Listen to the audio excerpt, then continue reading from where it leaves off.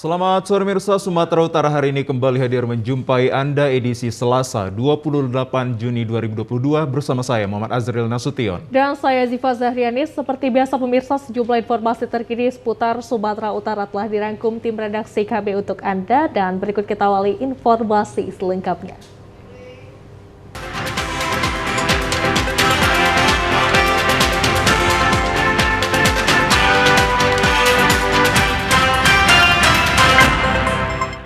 Pemirsa, di informasi yang pertama, pemerintah Kabupaten Serdang Bedagai melalui Dinas Ketahanan Pangan melakukan vaksinasi terhadap hewan ternak sapi milik warga. Penyuntikan vaksinasi jenis Aftopor untuk sergai sebanyak 3.000 dosis. Dari 1.070 hewan ternak yang terkena PMK, terdapat 251 dinyatakan sembuh.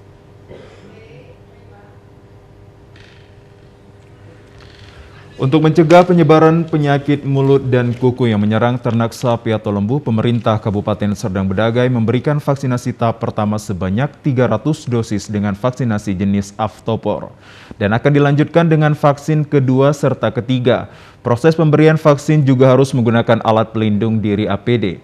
Pemkab Serdang Bedagai melakukan penyuntikan vaksin untuk mencegah PMK perdana dilakukan di Dusun 5 Desa Dolok Menampang, Kecamatan Dolok Masihul, Serdang Bedagai. Bupati Sergai Dharma Wijaya yang didampingi Sekretaris Dinas Ketahanan Pangan Mira Montana mengatakan terdapat 1.070 ternak sapi di 15 kecamatan yang terkena PMK dan 251 dinyatakan sembuh.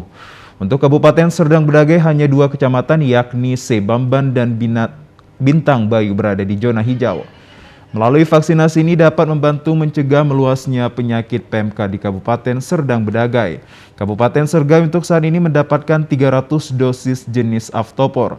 Jumlah tersebut masih sangatlah kurang. Untuk itu akan mendapatkan penambahan vaksin sehingga seluruh ternak di Kabupaten Sergai dapat divaksin secara merata. Penyakit PMK dapat disembuhkan dengan menjaga kebersihan kandang serta asupan gizi kepada sapi perlu ditingkatkan, terutama dalam menjaga imunitas tubuh pada hewan ternak. Kami berkunjung ke desa, yaitu Desa Dolok Menampang, Kecamatan Dolok Masihul, untuk memberikan vaksin kepada seluruh sapi yang ada di wilayah Desa Dolok Menampang dan Kecamatan Dolok Masihul. Karena saat ini kita tahu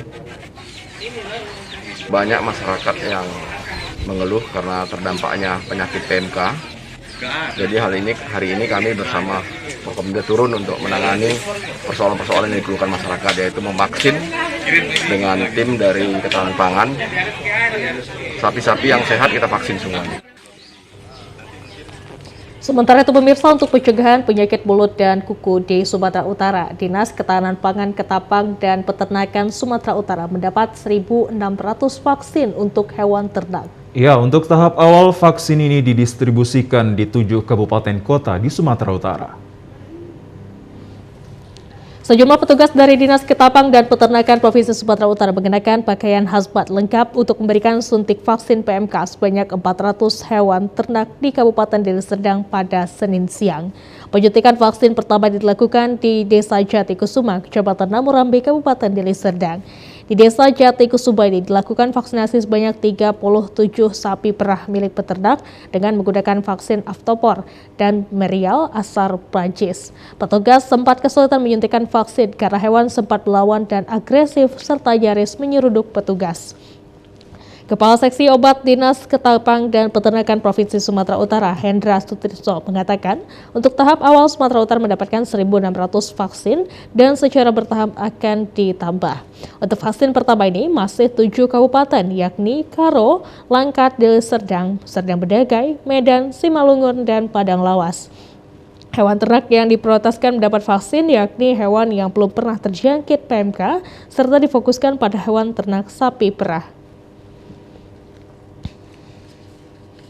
Kita melakukan vaksinasi di wilayah Kabupaten Deli Serdang kita Provinsi Sumatera Utara mendapat alokasi untuk tahap awal 1.600 dosis dan itu kita sudah alokasikan ke 7 kabupaten kota.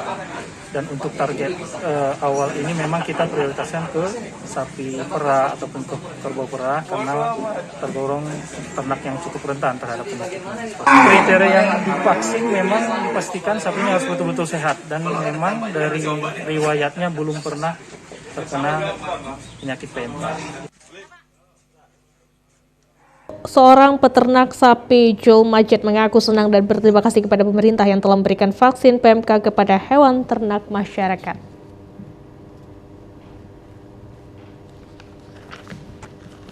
Terima kasih kepada pemerintah.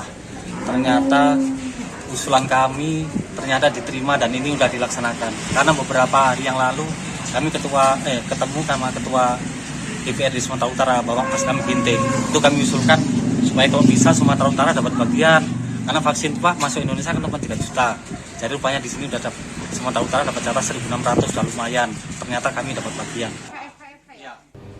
Sementara itu mirsa di Kabupaten Toba 3 unit rumah papan hangus terbakar di Jalan Patuan Anggi, Pasar Laguboti, Kecamatan Laguboti, Kabupaten Toba. Ketiga pemilik rumah tersebut adalah Begasi Parluhutan Sitinjak, Lisbeth Sibaradi, dan Siswadi.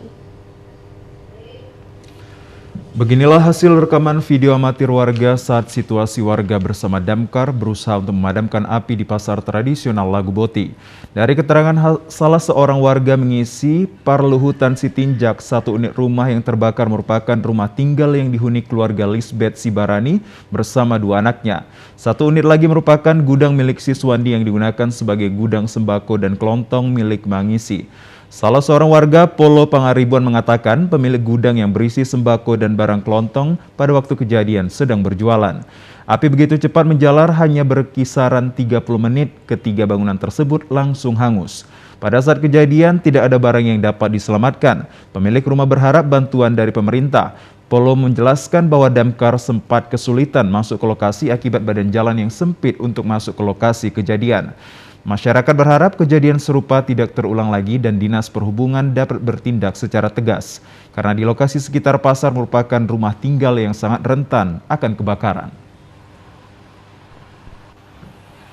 Kami di sini, jadi kami nampak api dari muka ini. Iya. Kira-kira penyebabnya apa, Bu, kebakaran ini? Kami nggak tahu, Bah. Pokoknya dari situ api itu. Ini ada berapa rumah, Bu, yang hangus? 1, 2, 3. 3 rumah ya? Iya. Nggak tahu penyebabnya apa? Nggak tahu, Amang. Kami di sininya tadi. Melihat api tiba-tiba Iya. terbakar gitu, Bu, ya? Udah kami tengok bara api itu, Bah. Kami apailah. Sementara itu, PLT Camat Laguboti Yesi Tampu Bolon mengatakan kebakaran terjadi sekitar pukul 17.00 WIB. Dugaan sementara kebakaran disebabkan arus pendek listrik. Untuk mempercepat pemadam, Pemkab Toba menurunkan 4 unit damkar, 3 dari Balige dan 1 unit dari Porsea. Api berhasil dipadamkan agar tidak meluas ke bangunan lainnya, kerugian ditaksir ratusan juta rupiah. Seluruh korban dievakuasi ke kantor Kelurahan Laguboti. Bupati Toba Polta Sitorus mengunjungi korban dan memberikan beras yang diletakkan di atas kepala sebagai tradisi budaya Batak untuk menguatkan jiwa seseorang yang dalam mengalami duka cita maupun sebaliknya.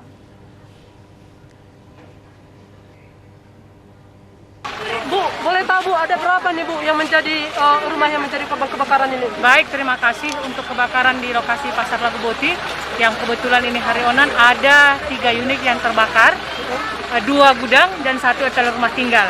Dan yang ditinggal itu hanya 1 rumah, itulah yang sedang kita evakuasi keluarga korban. Untuk sementara di posko saya sudah arahkan untuk ditempatkan di kantor kelurahan. Menunggu nanti ada dari dinas sosial dan dari bencana yang akan menangani di sana untuk memasang tenda. Pemirsa, seribuan karyawan perkebunan Nusantara II yang tergabung dalam pengamanan dan Serikat Pekerja Perkebunan diturunkan ke Kebun Penara Afriling 3 Tanjung Garbus, Kecamatan Tanjung Merawa untuk mempertahankan aset. Ya, aksi ini bertujuan untuk mempertahankan dan menjaga aset negara dari oknum mafia tanah yang akan menyerobot khususnya Kebun Penara. Kabak Pemanfaatan dan Pengamanan Aset PT PN 2, Rido Syaputra Baduru mengatakan areal kebun penara ini merupakan milik PT PN 2 dan akan tetap dipertahankan. Seluruh karyawan PT PN 2 wajib menjaga aset dan areal dari tindakan penyerobotan atau usaha dari pihak yang tidak bertanggung jawab, khususnya dari oknum mafia hukum, mafia tanah, serta mafia pengadilan. Rido berharap stakeholder pemerintah, aparat TNI Polri agar menerima kehadiran seribuan karyawan perkebunan untuk mempertahankan aset perusahaan kebun penara dengan HGU aktif nomor 62. Dengan mempertahankan aset yang ada di PT PN 2 ke depan bisa menjalankan aktivitasnya dan karyawan dapat bekerja dengan baik. Kehadiran sekitar seribuan orang karyawan ini menjadi semangat baru dalam mempertahankan hak mereka. Dan jika masih ada upaya oknum tertentu untuk menyerobot lahan kebun penara, mereka akan kembali dengan jumlah massa yang lebih besar. Langkah hukum sudah dilaksanakan. Kepala bagian hukum Pak Ganda itu sudah menindaklanjutin, ya, itu sudah sampai PK. Kemudian juga sebagaimana yang dijelaskan, mungkin rekan-rekan media tahu, untuk hal-hal yang berkaitan dengan pemalsuan dokumen terhadap dasar-dasar dari masyarakat, ya, itu sudah juga dilaporkan dan kita laporkan ke Kepolisian Sumatera Utara tentang adanya tindak pidana pemalsuan. Sehingga dalam waktu dekat kita berharap kepada kepolisian ini bisa terungkap, sehingga saya yakin dengan diungkapnya permasalahan ini, kasus ini, perkara-perkara yang lain akan juga bisa diungkap. PT PN 2 Mahdian Triwahyudi mengaku kehadiran SPP ini untuk melindungi areal perkebunan PT PN 2 sesuai dengan undang-undang. Luas areal perkebunan, kebun penara sekitar 533 hektar ini masih HGU aktif nomor 62 dan harus dilindungi dari oknum mafia tanah, penyerobotan dan gugatan Rokani CS di pengadilan dengan objek kebun penara tidak pada tempatnya. Kami hidup di PT Perkebunan Nusantara 2, aset yang utama core bisnis adalah tanah. Sesuai dengan visi misi PT PN Nusantara 2 adalah dari perusahaan perkebunan ke perusahaan multi usaha berdaya saing tinggi. Ini tentunya tidak menutup kemungkinan bahwa nanti PT PN Nusantara 2 hadir di tengah masyarakat dengan konsep perkebunan dan juga non perkebunan. Jadi asetnya itu harus usaha kita harus dilindungi. Tentunya dengan Undang-Undang HGU nomor 62 533 hektar itu adalah sah menurut undang-undang dan dilindungi oleh hukum. Sementara itu pemirsa, di sorotan lainnya harga cabai merah di Pasar Impres Aikanopan Kabupaten Labuan Batu dalam sepekan ini naik cukup tinggi. Selain harga cabai merah hingga bawang merah juga mengalami kenaikan. Dalam sebulan terakhir, harga cabai merah di tingkat pedagang eceran di Kabupaten Labuan Batu Utara naik cukup tinggi. Dari harga Rp25.000 naik menjadi Rp80.000 per kilogramnya. Hingga Senin sore sudah mencapai Rp120.000 per kilogram. Cabai rawit dari harga Rp20.000 naik menjadi Rp60.000 per kilogramnya. Cabai hijau dari Rp20.000 naik menjadi Rp60.000 per kilogram. Selain cabai, harga bawang merah Jawa juga masih cukup tinggi dari Rp28.000 naik menjadi Rp50.000 per kilogram. Salah seorang pedagang tradisional Nelly mengatakan bahwa harga bumbu masak seperti cabai dan juga bawang dalam sebulan terakhir terus mengalami kenaikan yang menyebabkan konsumen menjadi resah. Rp120.000. Itu sejak kapan tuh naik ini sampai segitu tinggi? Setiap hari naik, sejak sebulan yang kemarin lah. Oh, naik terus ya? Iya. Berarti dalam sepekan ini drastis sekali kenaikannya? Drastis. Iya. Iya. Tapi penjual nasi ini yang apa ini? Si pembeli itu sendiri gimana? Ada komentar atau gimana? Ya banyak komentar, ya Allah, udahlah, yang biasanya setengah kilo jadi seperempat, yang biasanya 2 kilo jadi setengah kilo. Salah seorang pembeli mengatakan dengan tingginya harga bumbu masak ini, para ibu rumah tangga merasa kewalahan untuk mengatur uang belanja mereka. Mengingat saat ini juga mereka membutuhkan biaya untuk kelanjutan pendidikan anak. Ya merasa apalah dibilang ya, juga lah, istilahnya kewalahan begitulah. Jadi biasanya Ibu kalau membeli itu berapa kilo gitu? Enggak per kilo lah, kan mau makan hari-hari rumah tangga ya paling nggak beli seperempat untuk 2-3 hari kan gitu. Jadi sekarang dengan harga tinggi. Belilah satu untuk makan 1 hari lah, belilah 1 on itulah. Ya harapan ya macam mau bilang tadi lah, stabilkan lah istilahnya pendapatan kita sama ada apa ini. Kita ke informasi lainnya, pemirsa. Pasca jebolnya tanggul Sungai Kualuh di Labuhan Batu Utara yang belum juga diperbaiki menyebabkan 4 dusun terisolir. Ya, benar sekali. Tanggul tersebut merupakan satu-satunya akses jalan warga untuk melakukan aktivitas sehari-hari yang mana warga menggunakan perahu sampan mesin. Sudah lebih dari 2 bulan penderitaan masyarakat Desa Sialang Taji, Kecamatan Kualuh Selatan, Kabupaten Labuhan Batu Utara hingga kini belum juga berakhir. Karena tanggul Sungai Kualuh yang jebol sepanjang 80 meter belum juga diperbaiki oleh Dinas Pengairan Provinsi Sumatera Utara. Akibatnya, 4 dusun yang berada di lokasi tanggul sejak Ramadan lalu nyaris terisolir. Karena tanggul ini merupakan akses jalan warga satu-satunya untuk keluar dan masuk kampung. Saat ini warga harus menggunakan jasa penyeberangan perahu mesin untuk melintas di tanggul jebol tersebut. Salah seorang warga, Ranto Siombing, mengatakan jika ia hendak pergi ke kampung lain untuk berbelanja harus menggunakan jasa angkutan sampan mesin. Akibat jebolnya tanggul Sungai Kualuh, ia mengaku cukup kesulitan melakukan aktivitas sehari-hari. Dengan menggunakan sampan mesin, selain mengancam keselamatan, warga juga harus mengeluarkan biaya Rp2.000 hingga Rp3.000 untuk jasa penyeberangan. Selama pecah benteng, kebanjiran, beginilah susah payahnya mau cari nafkah, mau belanja gede. Jadi kami mohon segera ditutupnya benteng kami ini, Pak. Tanggul ini, Pak, benteng ini udah berapa ini panjangnya ini yang jebol nih?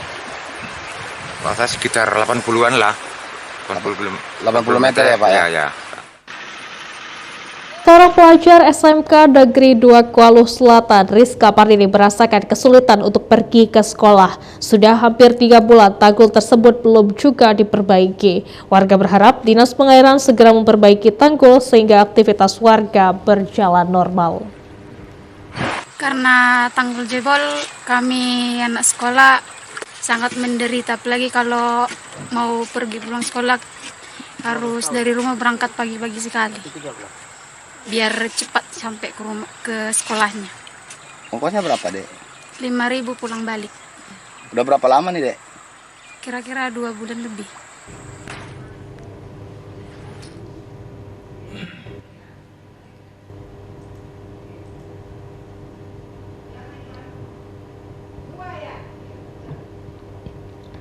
Ya pemirsa, beragam informasi menarik dan aktual lainnya akan kami hadirkan usai jeda pariwara berikut ini. Tetaplah bersama kami.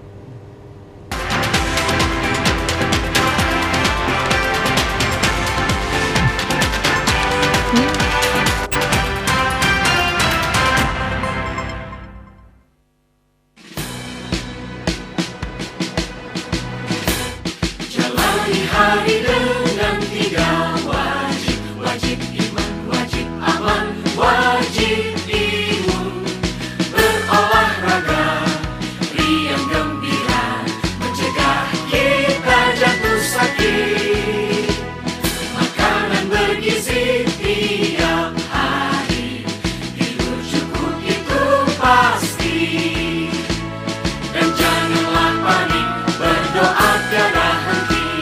Wajib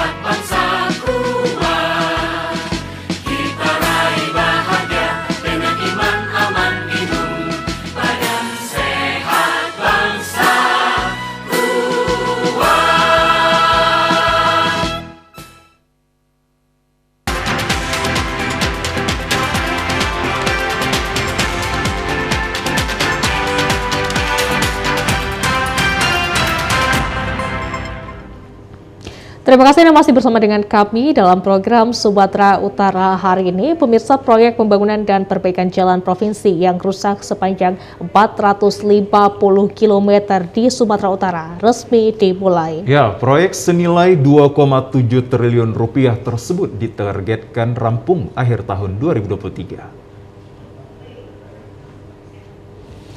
Dimulainya proyek ditandai acara groundbreaking pembangunan dan peningkatan jalan, jembatan, dan drainase oleh Gubernur Sumatera Utara Edi Rahmayadi bersama FKPD di Desa Sukamakmur, Kota Limbaru, Kabupaten Deli Serdang kemarin. Gubernur Edi Rahmayadi mengatakan pembangunan dan pemeliharaan jalan tersebut sudah sangat mendesak dan tidak bisa ditunda-tunda lagi. Apalagi proyek ini sepenuhnya untuk kepentingan rakyat Sumut. Berdasarkan data dari Bina Marga dan Bina Konstruksi Sumut, ada sekitar 580 km jalan provinsi dengan status rusak total dan hanya saja dana Pemprov Su sebesar 2,7 triliun rupiah hanya bisa dimaksimalkan untuk 450 km atau 81% dari jalan yang rusak. Jalan sepanjang 450 km yang dibangun dan diperbaiki ini tersebar di 33 kabupaten kota di Sumatera Utara. Salah satunya di Desa Sukamakmur, Kota Limbaru, Kabupaten Deli Serdang. Tempat dilakukannya groundbreaking di Sukamakmur, jalan yang akan dibangun sepanjang 12 km ditambah jembatan. Jalan ini akan menjadi jalan alternatif yang sejajar dengan jalan utama Medan Brastagi. Edi Rahmayadi mengatakan bahwa ada 3 skala prioritas pada pembangunan jalan, drainase, dan jembatan ini, yaitu jalan strategis pariwisata unggulan, jalan penunjang prioritas nasional, dan usulan kepala daerah. Jalan di Desa Makmur termasuk kawasan prioritas karena Brastagi merupakan kawasan pariwisata unggulan Sumut. Pekerjaan ini dikerjakan, direncanakan sejak 2019 seperti yang saya katakan tadi, dari mulai perencanaan, persiapan, dan pelaksanaan hari itu nanti diatur segalanya berdasarkan legalitas. Tadi yang saya katakan, dari mulai perencanaan BPKP ikut, begitu masuk sudah mulai penganggaran Banggar ikut. Begitu masuk nanti ada yang menyangkut kepada kementerian-kementerian, semua surat dari menteri sudah ada. Tetapi kalau kepada orang-orang yang ribut, yang demo, kalau itu kita ikutin terus, tak jadi-jadi dibangun ini. Menurut keterangan Kepala Dinas Bina Marga dan Bina Konstruksi Sumut Bambang Pardede, dari 450 km yang akan dibangun dan ditingkatkan terdapat 250 km yang masih jalan tanah. Sedangkan untuk drainase Pemprov Sumut akan membangun sepanjang 71 km dan jembatan sebanyak 20 titik. Pembayaran juga dilakukan dengan sistem multi-years 3 tahun anggaran dari tahun 2022 hingga 2024. Pembayaran pertama dilakukan akhir tahun 2022 sebesar 500 miliar rupiah. Akhir tahun 2023 sejumlah 1,5 triliun dan akhir 2024 sebesar 700 miliar rupiah. November tahun 2020, 3 penanganan jalan, yaitu semua dapat kami sampaikan menggunakan rigid. Jadi jalan ini agak berbeda dari jalan-jalan yang konvensional. Kami akan memaksimalkan jalan ini sehingga kekuatannya kita jamin, Pak, karena bahunya ini bukan bahu yang biasa, bukan bahu base biasa, tapi bahunya rigid. Jadi ada peningkatan, pembukaan jalan dan pelebaran jalan. Kemudian dapat kami sampaikan kepada Bapak Gubernur dan rombongan bahwa untuk 3 kegiatan ini, 3 kontraktor yang bekerja KSO tadi, 13 kabupaten kota dikerjakan oleh Waskita Karya. Untuk zona 2, 10 kabupaten kota dikerjakan oleh Pijar Utama, dan zona 3 dikerjakan oleh PT SNG, dikerjakan ke 9 kabupaten kota. Sementara itu, pemirsa, Gubernur Sumatera Utara Edi Rahmayadi mengatakan pemerintah Sumatera Utara sangat terbuka dengan keberadaan masyarakat Aceh di Sumatera Utara. Pemerintah Sumatera Utara sangat terbuka bagi siapapun yang tinggal di sini untuk mencari rezeki, termasuk ikut membangun Sumatera Utara di berbagai lini kehidupan.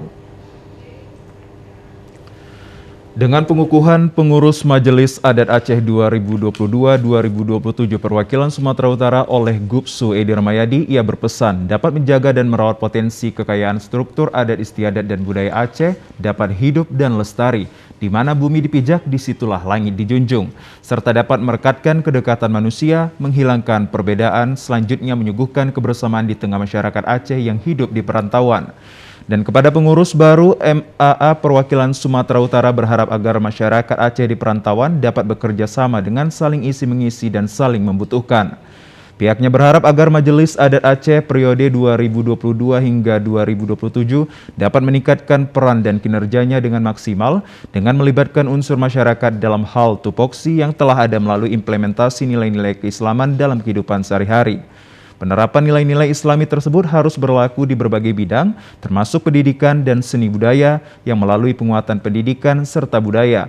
Adat istiadat dan kearifan lokal diharapkan akan terwujud masyarakat Aceh di Sumatera Utara yang santun, termasuk sumbangsi pemikiran pengurus MAA tentang bagaimana cara efektif membangun Sumatera Utara di berbagai bidang kehidupan.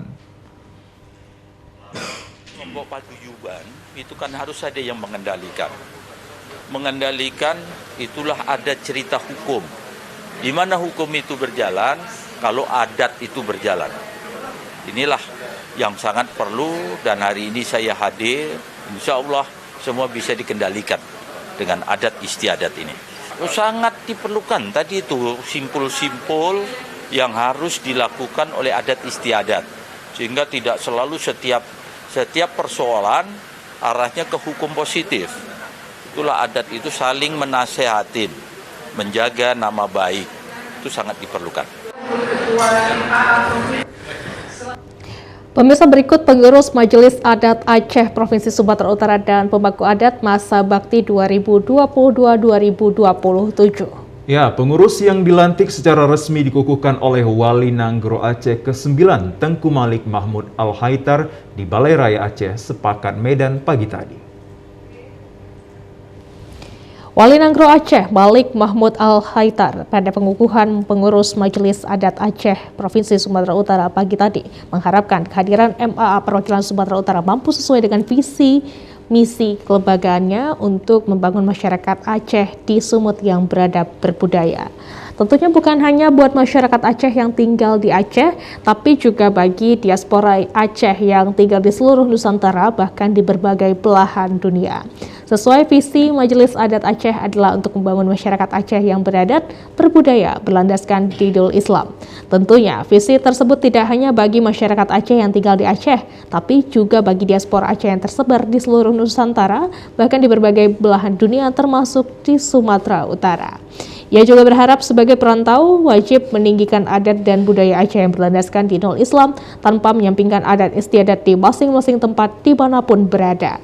Adapun pengurus MAA 2022-2027 yang dikukuhkan adalah Ketua Majelis Pemangku Adat Profesor Hasbalah Tahib, Wakil Ketua Profesor Abdullah Jamil, dan Sekretaris Mahyani Muhammad, Ketua Dewan Pengurus Bustami Usman, Wakil 1 Dewan Pengurus Saifuddin Awe, Wakil 2 Dewan Pengurus HM Dawud Ibrahim. Untuk meningkatkan adat-adat istiadat di sini ya, dan juga begitu supaya ada koordinasi dengan daerah-daerah lain yang saya harapkan begitu. Untuk Sumatera Utara seperti apa ya harapannya kepada pembangunan? Ya, pokoknya masyarakat Aceh di Sumatera Utara ini juga dengan masyarakat Aceh yang di daerah bersinergi lah untuk meningkatkan adat kebudayaan Aceh ya. Kita lestarikan ya. Itu yang saya harapkan. Sementara Ketua Dewan Pengurus yang dilantik Bustami Usman mengatakan seiring berkembangnya zaman adat Aceh memerlukan bentuk-bentuk adaptasi sekaligus pertahanan terhadap perkembangan teknologi dan dinamika masyarakat postmodern. Sekalian semakin masifnya penggunaan internet dan media sosial, adat Aceh memerlukan penyebaran informasi melalui penulisan atau naskah tertulis yang dapat dibaca oleh generasi sekarang dan masa yang akan datang. Karena tidak efektif lagi dituturkan hanya melalui pesan verbal, kehadiran MAA perwakilan Sumatera Utara tentunya sangat membantu cita-cita tersebut. Sudah berperan dalam kegiatan adat dan budaya Aceh ya. Ke depan kita akan melakukan pelatihan-pelatihan, bimbingan-bimbingan dengan arahan dari pimpinan pusat untuk dapat adat dan budaya Aceh semakin berkembang dan kita lestarikan untuk lebih memajukan. Terutama untuk kepentingan kita masyarakat Aceh, anak-anak Aceh dan semua. Karena di Aceh beragam ya, beragam etnis ya. Dan kita ke depannya akan mengembangkan sedemikian rupa, tidak hanya 1-2 etnis, tapi akan berkembang lebih luas lagi. Etnis Alas, Gayo, Klut, dan sebagainya, Sinabang. Rencananya ke depan kita akan mengembangkan itu. Kita menuju ke informasi lainnya pemirsa. Dalam upaya menjaga produksi dan penyelamatan aset negara, PT PN 3 Persero pagi tadi melakukan apel serta rakor pengamanan untuk memberantas mafia tanah, khususnya di Sumatera Utara. Penyelamatan aset negara oleh PT PN 3 dilakukan guna menjaga pasokan ketahanan pangan, khususnya minyak goreng untuk mewujudkan Indonesia maju menuju rakyat sejahtera. Guna penyelamatan aset negara dan menjaga produksi, PT PN 3 melakukan terobosan dengan meningkatkan pengamanan untuk memberantas mafia tanah yang dianggap menyerobot lahan perkebunan milik negara. Merajalelanya mafia tanah berkedok masyarakat petani merupakan salah satu penghambat produksi dimiliki PT PN 3 yang harus ditertibkan. Kepala Bagian Umum PT PN 3 Persero Christian Orchard Parangin-Angin mengatakan sudah saatnya negara berdaulat sebagai BUMN. PT PN 3 memiliki tanggung jawab untuk mendukung program pemerintah mewujudkan pasokan minyak goreng untuk kebutuhan rakyat Indonesia, khususnya di Sumatera Utara. Sesuai dengan perintah dari pemegang saham Kementerian BUMN dan Holding Jakarta dan juga Kantor Operasional Medan, pengamanan hari ini menyamakan langkah, persepsi, satu perintah, satu komando untuk memberantas mafia tanah. Kenapa? Karena kita ditugaskan negara untuk memastikan investasi penanaman kelapa sawit untuk kebutuhan minyak goreng rakyat. Jadi kita pun rakyat, semua pun rakyat. Oleh karena itu mohon kepada masyarakat dukung dan kepada masyarakat jangan tergoda untuk harga murah. Itu permainan mafia tanah yang mengadu domba rakyat dengan negara. Pengamanan PT PN 3 merupakan implementasi dan komitmen dalam menjaga produksi dan aset negara penanaman kelapa sawit untuk memenuhi ketersediaan minyak goreng nasional bagi rakyat Indonesia.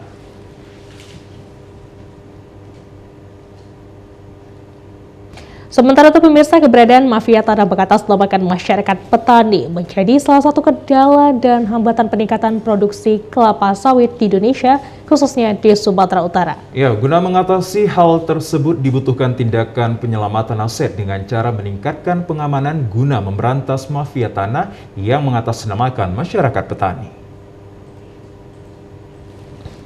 Penyerobotan lahan perkebunan kelapa sawit milik BUMN dilakukan oleh mafia tanah. Kondisinya saat ini sudah merajalela sehingga berpotensi terjadinya konflik di tengah masyarakat. Krisis minyak goreng akibat penyerobotan lahan oleh mafia tanah menjadi salah satu kendala dan hambatan berkurangnya produksi kelapa sawit kelola BUMN.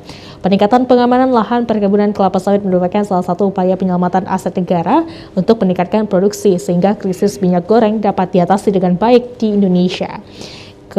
Kepala Bagian Umum PT PN 3 Persero Christian Orchard Parangin-Angin mengatakan dengan melibatkan unsur pemerintahan dan TNI Polri bersinergi merapatkan barisan untuk pengamatan dalam menjaga aset negara. Sebagai bagian rakyat Indonesia, perusahaan BUMN PT PN 3 berhak mengelola dan menjaga aset negara perkebunan sawit dalam memproduksi untuk kebutuhan masyarakat agar tidak terjadi krisis ekonomi dengan memberantas mafia tanah.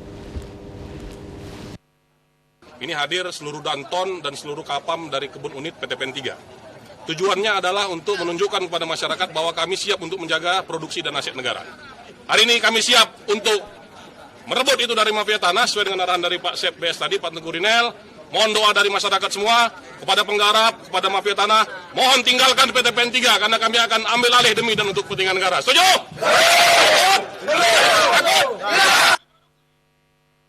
Bisnis Support PT PN 3 Persero Teguh Rinel mengatakan sekitar 3.000 hektar perkebunan sawit milik BUMN akan ditingkatkan pengamanannya guna memberantas penyerobotan lahan perkebunan oleh mafia tanah.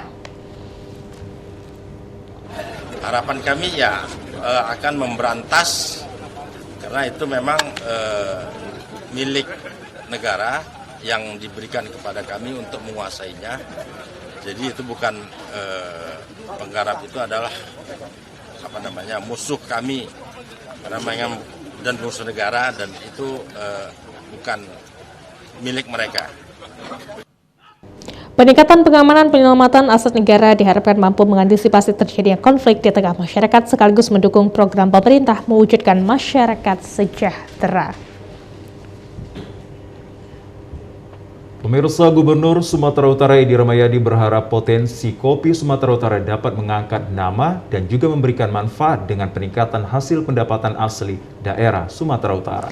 Selain mendorong peningkatan hasil bagi petani kopi, setiap kopi yang dihasilkan berbagai daerah membawa satu nama kopi, yaitu kopi Sumatera Utara. Demikian disampaikan Gubernur Sumatera Utara Edi Rahmayadi pada acara pengukuhan Dewan Kopi Indonesia Sumatera Utara di Aula Tengku Rizal Nurdin pagi tadi. Dikatakan dengan total luas lahan kopi 100.000 hektar yang menghasilkan 11.000 ton per hektar per tahunnya, seharusnya dapat memberi manfaat penerimaan PAD Sumatera Utara. Selain mendorong pengelolaan potensi luas lahan kopi di Sumut untuk meningkatkan PAD, Gubernur Edi juga berharap berbagai daerah penghasil kopi di Sumut dengan masing-masing merek dagang dapat disatukan dengan branding membawa nama Sumut. Dengan demikian, menurut Edi, potensi kopi asal Sumut yang kualitasnya nomor 1 tidak diklaim sebagai kopi daerah ataupun negara lain. Dari 34 provinsi, kopi kita ini sangat menjadikan wajah. Ya, saya katakan wajah, karena orang terkenal kok kopi. Mana kopi dari mana Sumatera Utara? Di Sumatera Utara itu banyak jenis kopi.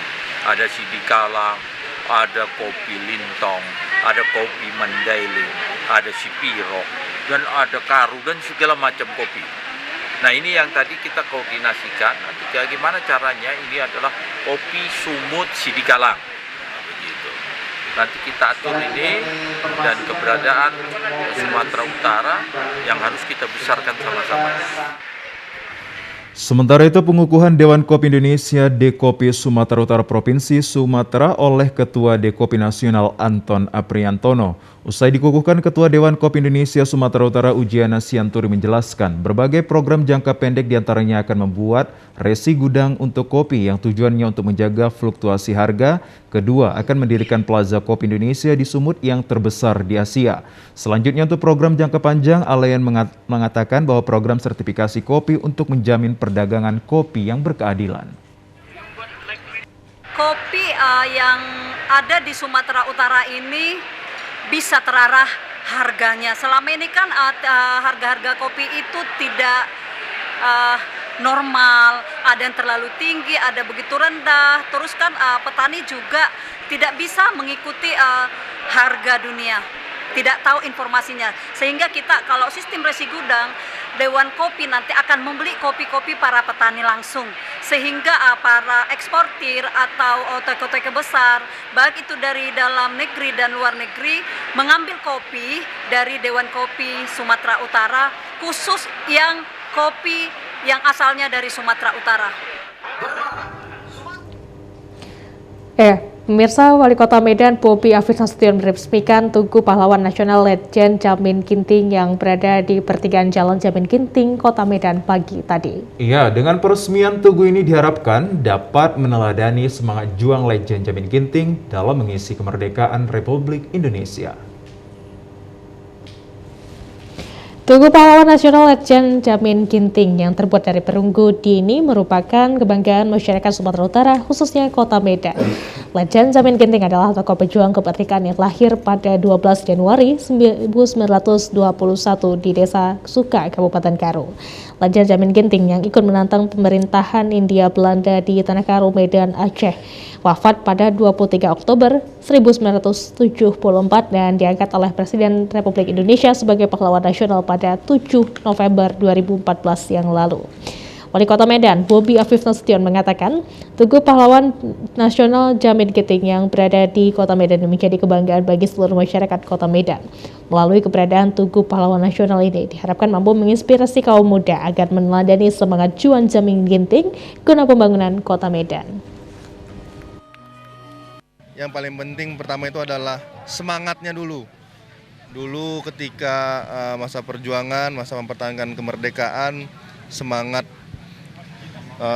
untuk mempertahankan kemerdekaan itu semuanya sama. Dan semangatnya ini adalah semangat untuk mempertahankan kemerdekaan. Nah, hari ini dua hal itu yang perlu sama-sama kita tanamkan pertama sekali. Karena konsep gerakan apapun, kalau dua ini sebagai pedomannya ini akan memajukan bangsa dan negara, khususnya Kota Medan. Nah, ini harus kita lestarikan, harus kita jaga karena ini diberikan kepada pemerintah Kota Medan. Sudah punya tanggung jawab dan sudah menjadi tanggung jawab Kota Medan untuk menjaga ini semua. Salah seorang putri pahlawan nasional Jamin Ginting, Riahna Jamin Ginting, mengaku sangat bangga melihat tugu Jamin Ginting yang dibuat di pertigaan Jalan Jamin Ginting. Riahna mengaku untuk pengajuan pembangunan tugu ini sudah dilakukan sejak 6 tahun yang silam dan direalisasikan pada tahun 2022. Kami sangat bangga karena patung ini sudah ada 6 tahun yang lalu, tapi penempatannya sangat rumit sehingga kami tidak tahu mau menempatkan di mana, sempat ke Kuala Namu tapi izinnya susah sekali. Dengan Pak Bobi langsung dapat izin dan di sini, makanya di Kota Medan. Jadi memang orang yang sabar mendapat tempat yang baik ya, gitu. Kami sabar sehingga dapat yang paling baik karena di titik 0 km Kota Medan. Tepat. Jadi kami bangga sekali dan berterima kasih sama wali kota dan kami serahkan semua ke wali kota ya, baik patung maupun apa yang ada di situ. Itu saya sengaja bikin patung supaya anak-anak sekarang kan tidak tahu yang mana Jamin Ginting, hanya tahu jalannya. Jadi saya memunculkan sedikitlah mukanya bahwa itulah Jamin Ginting dan juga saya beri yang terbesar sehingga lebih indah di Kota Medan gitu. Pihak keluarga mengaku dalam waktu dekat akan membuat film tentang perjuangan Jamin Ginting. Selain itu meneruskan perjuangan Jamin Ginting, keluarga akan bangun sekolah kejuruan di Tanah Karo.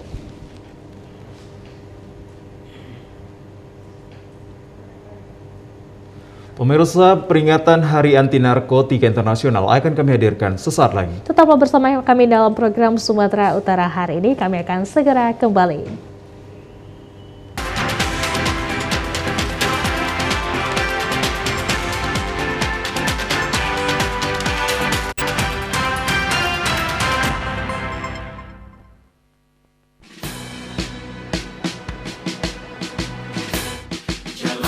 Hari dengan 3 wajib, wajib iman, wajib aman, wajib imun.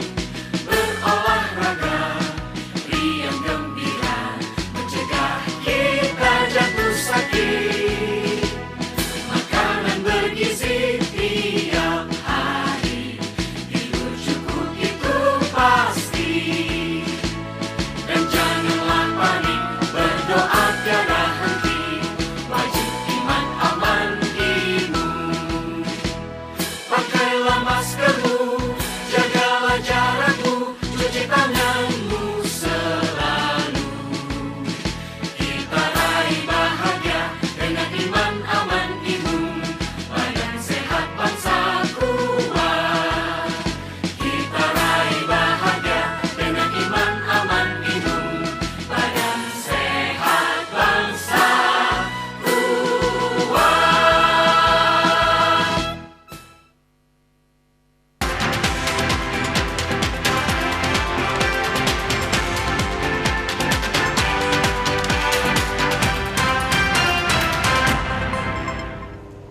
Terima kasih pemirsa, Anda kembali menyaksikan program Sumatera Utara hari ini. Pemirsa, dari Kabupaten Mandailing Natal, Badan Narkotika Nasional Kabupaten Mandailing Natal melaksanakan peringatan Hari Anti Narkotika Internasional atau HANI.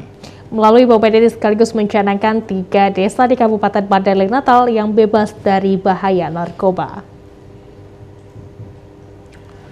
Badan Narkotika Nasional meresmikan 3 desa di kecamatan di Kabupaten Mandailing Natal sebagai desa bersinar. Ketiga desa tersebut yakni Desa Pardomuan di Kecamatan Penyambungan Timur, Desa Pastap Julu Tambangan, dan Desa Huraba 1 di Kecamatan Siabu. Selain pencanangan sekaligus pelantikan pengurus desa bersinar, kegiatan ini merupakan rangkaian peringatan Hari Anti Narkotika Internasional yang dilaksanakan di halaman kantor BNN Kabupaten Mandailing Natal. Kepala BNN Kabupaten Mandailing Natal Edi Masyuri mengatakan bahwa pencanangan Desa Bersinar ini akan berkelanjutan setiap peringatan Hari Narkotika Internasional. Diharapkan peran serta penggiat yang sudah dilantik agar proaktif dalam memberantas narkoba di Kabupaten Mandailing Natal. Penggiat merupakan perpanjangan tangan penegak hukum guna memberikan informasi jika melihat penyalahgunaan narkotika di lingkungan sekitar. Edi juga melaporkan pada tahun ini Badan Narkotika Nasional telah memusnahkan ladang ganja seluas 5 hektar di 2 lokasi yang berbeda. Di Pegunungan Torsite, Kecamatan Penyambungan Timur, 5 hektar ladang ganja yang dimusnahkan petugas merupakan program kegiatan BNN setiap tahunnya.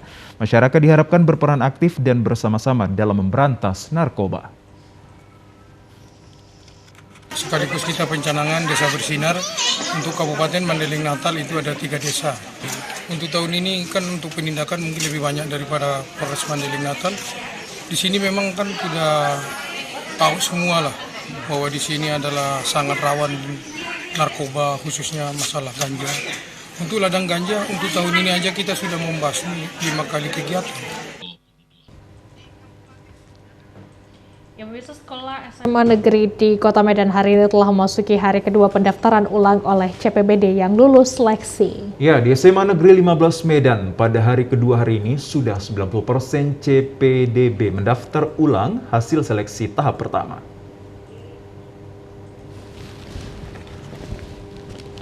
Di SMA Negeri 15 Medan guna menerapkan prokes COVID-19, pendaftaran ulang dilakukan 2 gelombang atau tahapan. Pendaftaran ulang yang dimulai sejak kemarin hingga hari ini dilakukan khusus untuk CPBD yang lulus seleksi pada tahap pertama, yaitu jalur prestasi nilai rapot, afirmasi, perpindahan orang tua atau wali, dan prestasi hasil lomba.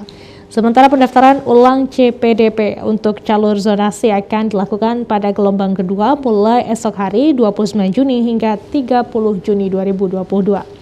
Meski demikian, jika di antara CPDP yang lulus hasil seleksi ada belum mendaftarkan diri, diberi tenggat waktu dari 1 Juli hingga 2 Juli 2022. Kepala SMA Negeri 15 Medan, Gokman Sianturi, menyatakan dilakukannya peraturan tanggal pendaftaran ulang CPDP di sekolah yang berada di Jalan Sekolah Pembangunan Kecamatan Medan Sunggal ini agar pelaksanaan sesuai dengan prokes. Di sekolah ini disediakan ruangan tempat pendaftaran ulang untuk mengisi lembar syarat pendaftaran ulang yang diisi siswa dan orang tua atau wali. Ketika CPDP dan orang tua wali masuk ke area sekolah untuk mendaftar ulang di lobi sekolah, telah disediakan lembaran formulir yang hendak diisi yang dilayani panitia lokal PPDB. Dari pantauan di sekolah ini, pelaksanaan pendaftaran ulang secara umum berlangsung baik karena tata caranya diatur sebelumnya.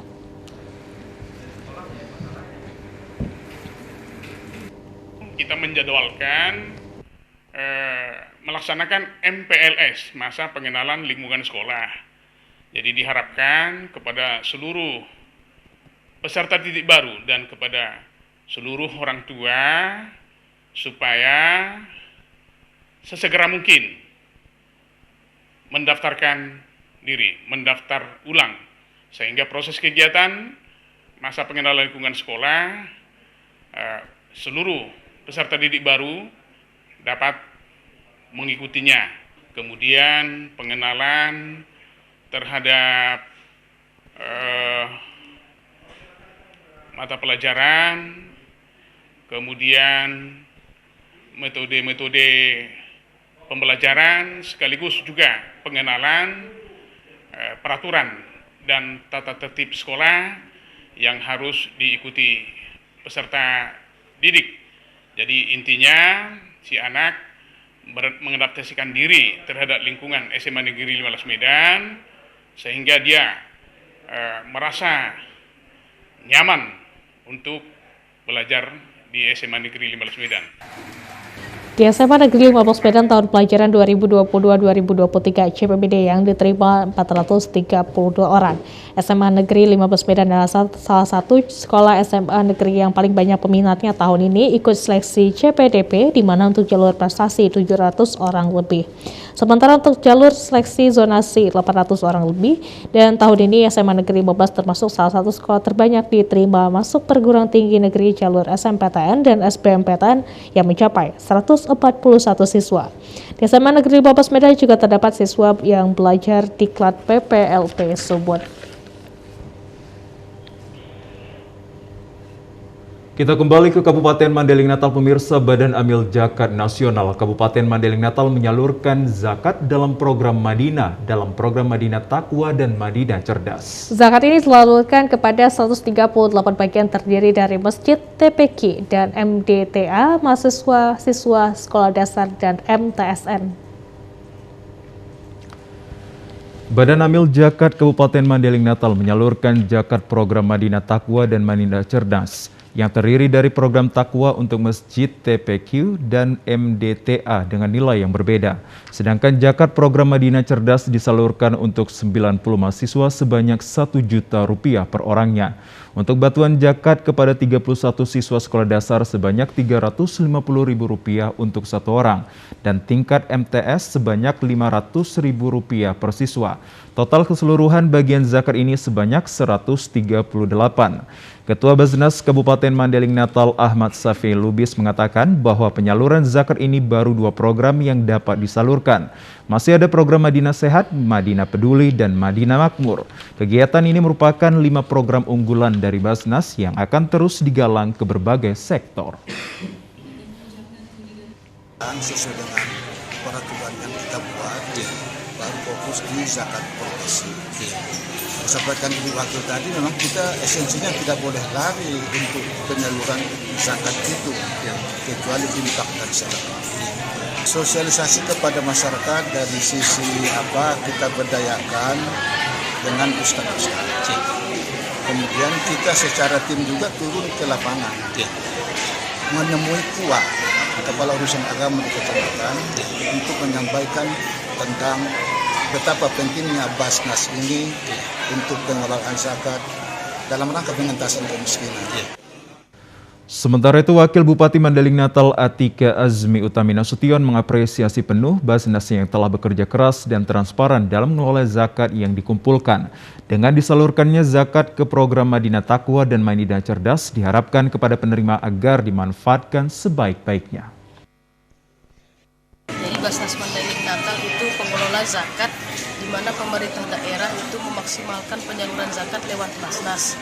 Nah, program-program yang dibangun di Basnas ini kita sinkronkan dengan program-program pemerintah daerah yang tidak lari dari esensi zakat itu sendiri. Siapa yang berhak menerima, siapa yang memang wajib menyalurkan zakatnya. Selama puluhan tahun, sepanjang jalan provinsi di Desa Lumban Rau Barat, Kecamatan Habisaran, Kabupaten Toba rusak berat. Ya, bahkan jalan provinsi tersebut hampir terputus akibat jalan berlobang yang mengakibatkan genangan air. Beginilah kondisi jalan provinsi di Desa Lumban Rau Barat. Terlihat para pengendara yang melintas harus ekstra hati-hati agar tidak terjatuh. Kepala Desa Lumban Rau Barat, Rukmat Lubis, mengatakan warga yang berada di sekitar jalan provinsi sangat khawatir saat melintas di sepanjang jalan berlobang. Akibat rusaknya jalan provinsi di Desa Lumban Rau ini telah banyak menelan korban jiwa, bahkan ada yang meninggal. Warga Desa Lumban Rau Barat juga kewalahan untuk mengangkut hasil pertanian mereka diakibatkan sulitnya akses jalan yang dilalui menyebabkan harga hasil pertanian anjlok. Selain terkendala mengangkut hasil pertanian, para pelajar juga mengalami kesulitan menuju sekolah. Rukman menjelaskan pihaknya bersama warga Desa Lumban Rau telah berupaya melaporkan kondisi ini kepada pihak terkait, namun hingga saat ini belum ada tindak lanjut oleh pemerintah. Rukman berharap pemerintah memberikan perhatian dengan melakukan perbaikan agar tidak menimbulkan korban jiwa lagi dan masyarakat dapat terbantu dalam mengangkut hasil pertanian mereka. Kondisi jalan tadi sudah kita lihat, dan benar-benar kita sebagai masyarakat, perwakilan masyarakat sudah selalu berupaya untuk memberikan sikap termasuk kepada PUPR Kabupaten Provinsi. Harapan kami dari Desa Lumban Rau Barat, Kecamatan Habisaran, Kabupaten Toba, kepada Pak Gubernur Sumatera Utara secara CQ Dinas PUPR Provinsi Sumatera Utara supaya segera menyikapi keluhan masyarakat yang ada di Desa Lumantara Barat, termasuk jalan provinsi yang ada di desa kita seperti itu. Ya pemirsa, informasi dari Kabupaten Toba tadi sekaligus menutup perjumpaan kita dalam program Sumatera Utara ini. Kami ucapkan terima kasih atas perhatian dan juga kebersamaan Anda. Saya Muhammad Azril Nasution. Dan saya Azifa Zahrini. Selamat sore dan sampai jumpa.